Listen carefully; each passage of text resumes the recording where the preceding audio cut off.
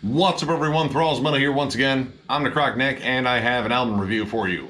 So one that was definitely on my radar because I've been a fan of this band for a long time now was the newest EP from Abysmal Dawn, Nightmare Frontier. This comes out on Season of Mist Records. This band formed in 2003 in Los Angeles, California, and this is actually their first legit EP. They've done pretty much all full lengths, I think, of course, some demos and such, but I don't think they've ever done an actual EP before. And that's been kind of an interesting theme here early this year is there's a lot of fucking EPs that have been dropping that have been pretty damn solid, and honestly, this one might get added to the list. Now again, I've been a fan of these guys since pretty much their debut from Ashes. I think it's fucking absolutely awesome. It kind of hovers between technical death metal and then just straight up modern death metal. But Programmed to Consume was amazing too. Obsolescence, possibly one of my favorites by them. And we actually reviewed their most recent one when it dropped in 2020 during the beginning of the plague. So naturally, I was super inclined to go over this one because, again, they really haven't disappointed. They're a super consistent band. And this one has some really cool wrinkles to it, I would say, like just in terms of stuff that was unexpected. Now, this is only 4 tracks long. It's under 20 minutes. There are 2 originals and 2 covers on here. So let's talk about the 2 originals. First off, holy shit, they whoop ass. The first track, A Nightmare Slain, is pretty much them firing on all cylinders. There are so many elements to the song that are just sort of densely compact into this absolutely killer song. Hyper-aggressive drums, the guitar work is absolutely amazing. Again, kind of in between like modern death metal, but also very technical as well, but very riffy. Like there are loads of hooks in this. And the production here is really solid. It's a little bit more clean than I would say a lot of the death metal I listen to, but it sounds really good. The guitar tone is very crisp. The drums are powerful as hell. Great snap to the snare. Pretty much just nothing is muddied up. Everything is well balanced, and that's awesome because there's a lot going on. This opening track pretty much kicks off like Morbid Angel meets Vader, like the Vader sort of thrashy speed and blast beats, but very sinister Morbid Angel riffs, and some really cool vocal flips on here. You get like kind of a mid-range scream, some extra deep ones, and they play off each other really well. Awesome crawling riffs and a harmony in the breakdown. And then this song kind of takes a bit of a turn into like more progressive death metal territory. There's a section in the song that sounds like a more brutal version of Obscura, honestly. And the lead on this section is absolutely amazing. Very tuneful, really cool phrasing, very melodic too. And melody is definitely something on here that I really appreciated because these guys know how to mix it up pretty well, but most of the time they just go for like the just spine-crunching fucking riffs, and well, they're really fucking good at it. But this EP shows off some really cool melody. While the next track, Black in the Sky, opens up in very brutal fashion, there is a ton of melody. I would even say there is a heavy melodeath influence in there. But it's interesting because it's essentially melodeath, but sort of played in the like vein of Floridian death metal. So faster, thrashier, maybe a little bit more aggressive, but the really cool guitar harmonies and melodic riffs are all over this song. It's pretty much like Hypocrisy meets Monstrosity, and they just kind of work together to make this just flat out beast of a song. And I really enjoyed that contrast, the more American death metal meets the more European death metal sound, and they play off of each other really well. Like the contrast is really cool, and when they blend it together, absolutely amazing. And with these 2 original songs, I just think the songwriting is way more dynamic than I think they have been in a while. I like the last album, but if these 2 tracks were on that last album, I think they would be both giant standouts on it.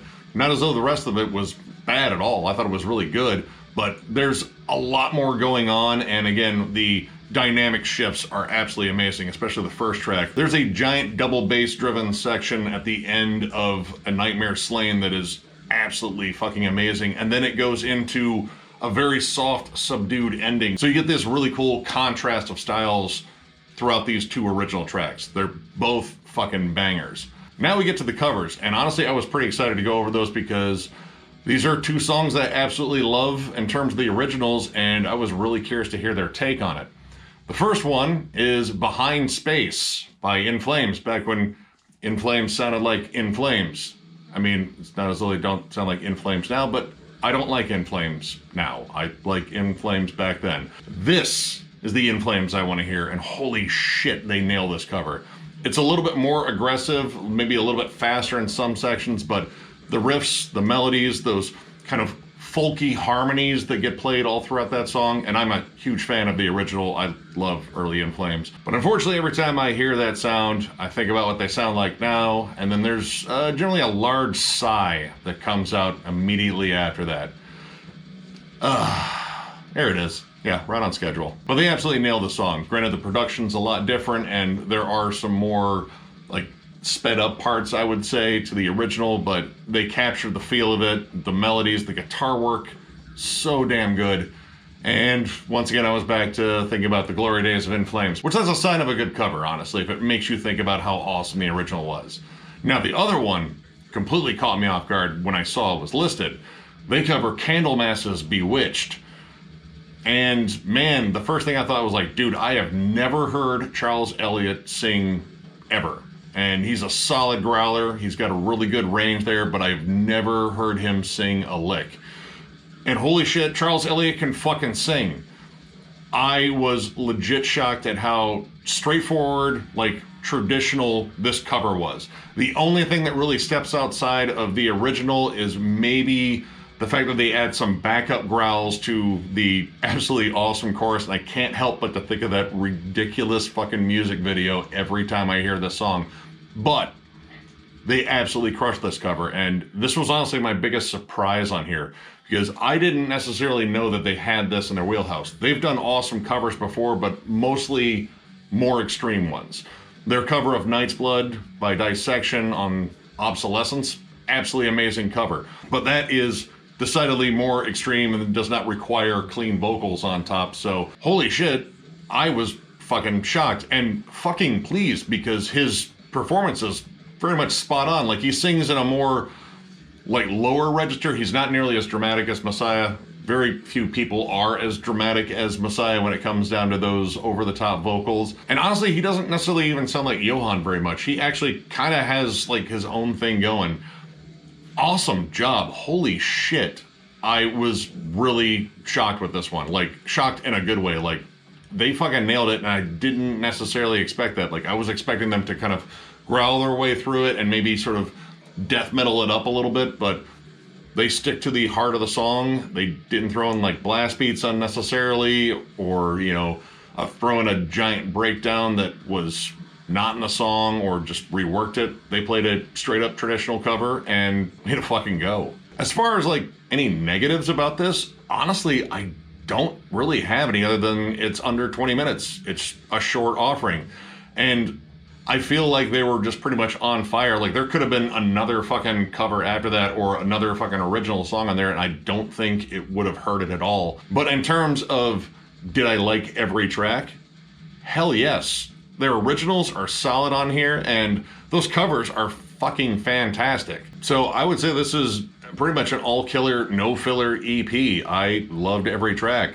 So overall, I'm going to give this 4 stars. My only complaint is I want more. I wanted to go back and listen to it like 2 or 3 more times, but I wanted to get this review done while the music was still very much in my head, and I don't think it's leaving it. The 2 originals are tight as hell. Honestly, I think it's some of the best they've done here lately. Like, the songwriting is fantastic, and across the board, the musicianship is absolutely stellar. I think maybe the bass is a little low in the mix, but I can still hear it, and there's awesome stuff going on there too. The drum work's solid, the vocals are great, and holy shit, I again didn't know that he could sing, and he sings really well. And though it wasn't surprising, the guitar work is fucking amazing. So pretty much across the board, this is just a fucking killer EP, and it's fucking fun to listen to. The fact that they absolutely nailed 2 very different covers of 2 very different bands, albeit they're both from Sweden, man, it just shows the versatility in this band, and actually throws a new wrinkle. I don't know if clean vocals would necessarily work in their main body of work, like their original stuff, but honestly, I would entertain the possibility of a clean vocal passage or 2 working its way into their original material. I think that could actually add a whole other dynamic to their sound, which is incredibly fucking tight. This band has sort of found like a really solid, just baseline sound. It's technical without being tech death. It's brutal without being brutal death metal. It pretty much just takes all the best parts of death metal and sort of works it into their sound, and I love it. It sounds great. If you're a big fan of just high energy death metal and you also want to hear some really fucking cool covers, I strongly recommend checking this out. It is a fun fucking listen. Granted, I wanted more, but I will definitely take this glorious almost 20 minutes of fucking sweet music. So, if you enjoyed this video, give it a thumbs up, and if you are new to the channel, subscribe, because we do stuff like this all the time. We are also on Patreon. If you would like to help us out there will be a link down below. Shirts will be coming probably sometime after my neighborhood stops looking like fucking Hoth. We're fucking pretty buried in snow right now. They haven't plowed fucking shit around my house. I just shoveled my driveway before doing this, and holy shit, did that suck. Because there was a layer of slushy, frozen bullshit underneath all the snow. It's just layers and layers of suck here going on right now. But eventually the storm will end, and hopefully we'll get some news about those shirts, because we want to do a cool giveaway with one of those shirts and probably something else, because we're almost at 10,000 subscribers. We have less than 500 to go, which is fucking nuts. Thank you guys once again. This is where it gets thankful. I know, this is like the weird part of the video. It's like a long, awkward hug that you're like, okay, just come on, ease back. But thank you guys.